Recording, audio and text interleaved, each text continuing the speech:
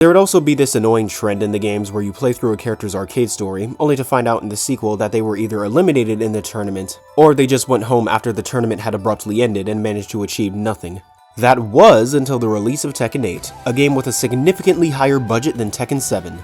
Enter the age of cinematic story modes, the perfect gateway to explore the side characters and the broader world at large. So just how important is the tournament to Tekken 8? Well, Kazuya introduces the tournament and its stipulations in Chapter 1, and this leads us to assume that his villainous plan hinges either on the outcome of the tournament or something that takes place during the tournament. But when you look at his plan, it really doesn't. You may be saying the tournament was completely necessary, he needed to lure Zafina out to take Azazel. Luring Zafina here, or at the very least the way Kazuya did it, was a moronic choice for a multitude of reasons. Thanks to the intro in Chapter 4, we're shown that Kazuya knew that Zafina was in Italy and that she was hiding with the serious marksman. We also know that Nina is aware of what they can do because she met Claudio with Heihachi in T7, and this is a group of exorcists that Kazuya should be paying attention to given that they were deemed powerful enough that Heihachi enlisted them for help. Yet he doesn't stop to consider, what if Zafina ends up killing herself? Or what if Claudio uses his powers to kill her or to expunge Azazel's presence? Or even better, what if she just didn't come to the tournament? We see when Kazuya does capture Zafina in Chapter 6, he was shocked that she came here of her own volition. So he had no concrete way of knowing if Zafina was even going to show up, or if she decided to eliminate the threat of Azazel, so he's taking a massive chance for no reason.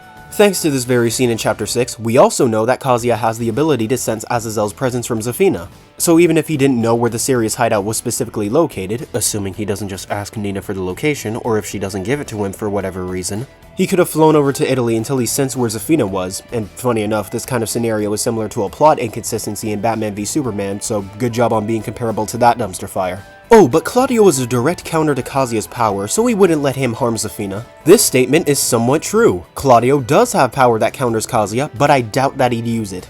In fact, it's a certainty that he wouldn't have done anything. We're shown in this very story what Claudio would do if he were placed in the vicinity of Kazuya after capturing Zafina. He, Xiaoyu, and Panda would all stand there and do nothing.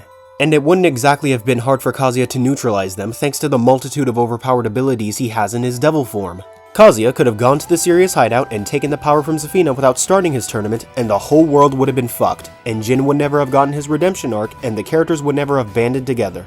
Every single payoff in the game is facilitated by Kazuya's stupidity and inaction. Why? Why? God, Jesus! What the hell was he doing that was so important that he couldn't just fly over to Italy?